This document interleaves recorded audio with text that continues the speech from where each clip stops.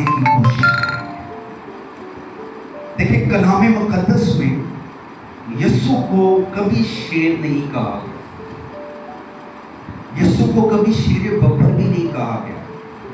यीशु के लिए बड़ा स्पेसिफिक लफ्ज इस्तेमाल किया गया है, बब्बर। क्या इस्तेमाल किया गया है? बब्बर। अब ग्रीक कॉन्टेक्स्ट के मुताबिक अगर समझाने की कोशिश करूं तो बहुत टाइम लग जाएगा, हम इस बात को समझ नहीं।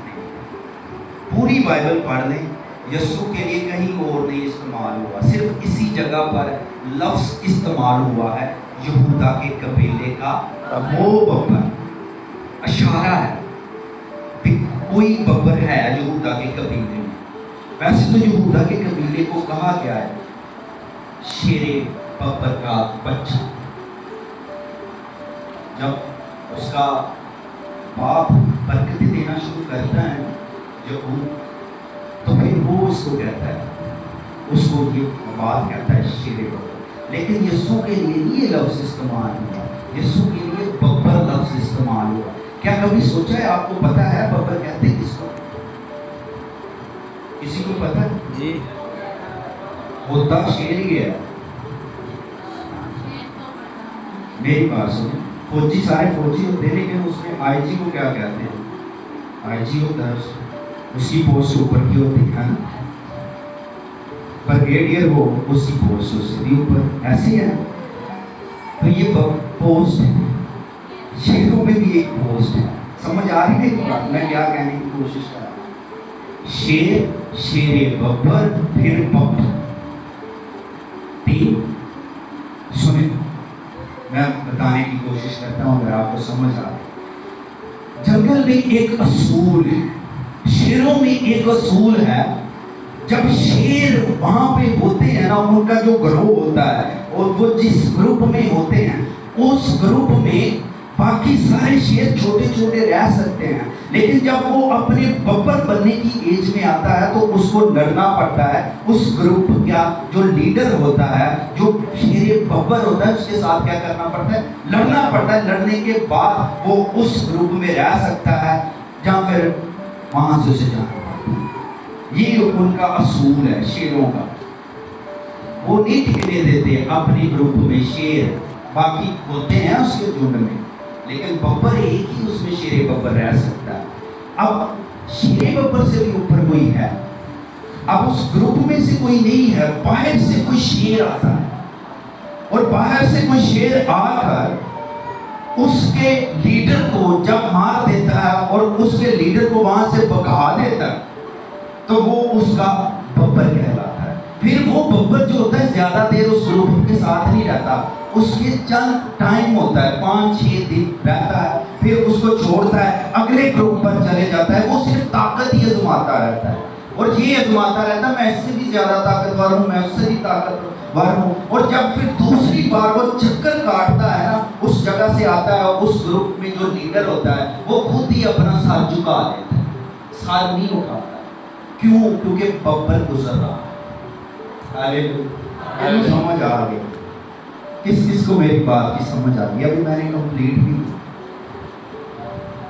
यीशु को कलाम मुकद्दस में जब वो जमीन पर था तब भी उसको शेर या शेरे बब्बर नहीं कहा। ये जो 7वीं मोहर खुलती है, ये एंड का टाइम है, यहाँ पर सारी चीजें इख्तिताम को पहुंच जाती है। इस किताब में लिखा है कि फिर सारी चीजें अपने इख्तिताम को पहुंच जाती हैं, तब ये मोहर खोलते हैं, तब ये लक़ब मिलता है। अब देखें, जब यीशु मसीह जमीन पर था तो मरने के बाद 3 दिन तक कहाँ रहा? कहाँ रहा? इब्लीस के उस घेरे में गया, इब्लीस के उस घेरे में गया है। कलाम मुकद्दस में यीशु को शेर भी कहा गया, इब्लीस को भी कहा गया, इब्लीस को भी कहा गया। किसको कहा गया? इब्लीस। कहा गया ये ऐसा शेर बब्बर है जो ढूंढ रहा है ताकि किसको क्या करे? फाड़ खाए। और यहूदा को कहा गया। बाइबल मुकद्दस में बहुत सारे लोगों को शेर कहा गया है, सिर्फ यीशु को नहीं कहा गया, लेकिन यीशु को सिर्फ स्पेसिफिक नाम दिया गया, बब्बर। शेर उसको भी कहा गया शैतान को, जब यीशु गया ना वहां पे, तो वहां पे क्या करके आया थी? हालेलुया।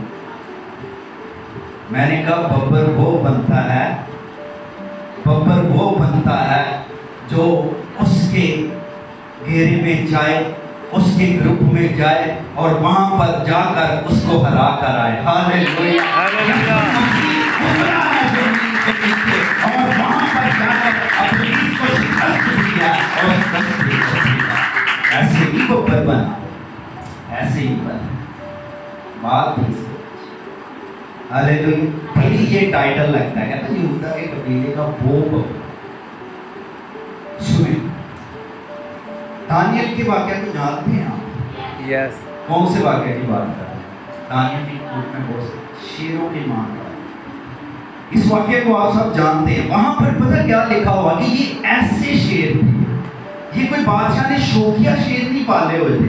जैसे आजकल हम देखते हैं काफी टिकटॉक पर भी हमें नजर आते हैं शेरों के साथ फोटो खिंचाई जा रही है। जब सर्कस का कोई शेर नहीं थे, वो शेर स्पेसिफिक शेर थे, खास किस्म के लिए उन्होंने वो शेर रखे हुए थे। और शेर इसलिए रखे हुए थे ताकि जिसको सजा दी जाए इन शेरों के सामने क्या किया जाए, आगे ला दिया जाए। और उन शेरों के बारे में लिखा है इतनी ये ताकतवर थे और इनको इस तरह रखा जाता, इतनी भूख इनके अंदर रखी जाती कि जब भी कोई इनके सामने डाला जाता तो वो उस शिकार को मांद की तह तक नहीं जाने देते थे, बल्कि उनकी हड्डियां जो थी सब की सब तोड़ देते थे और फिर जाकर वो अपना अपना हिस्सा जो करते थे खाते थे।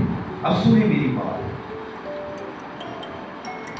कलाम बयान करता है दानियल को शेरों ने वो नाम लगाया। क्यों नहीं लगाया? क्यों नहीं लगाया? मैं पढ़ रहा था ना जब इस बारे में, तो वहां पर अगर किसी ग्रुप में बब्बर मौजूद हो ना और दूसरे शेर शिकार मारे, शिकार को पकड़ ले, दबोच ले, लेकिन तब तक शेर जो दूसरे होते हैं उस शिकार को खाते नहीं हैं जब तक बब्बर उसको मुंह ना लगाए, जब बब्बर उसमें से खाए ना, तब तक उसमें से कोई खाता नहीं है। मैं कहता हूं दानियल के उस मांद में गिराए जाने के लिए जितने भी शेर थे, 3 थे 4 थे, अगर लाखों भी होते तो फिर भी दानियल को मुंह ना लगाते, क्योंकि उनके बीच बब्बर खड़ा था। और जब तक बब्बर खड़ा है किसी दूसरे शेर की इतनी बात नहीं कि आपको छू सके, आपको टच कर सके। और मैं आज आपको ये कहना चाहता हूं, आपके खिलाफ हजारों उठ खड़े हों, आपको टच नहीं कर पाएंगे क्योंकि बब्बर आपके साथ होगा। हालेलुया। हालेलुया। सुने,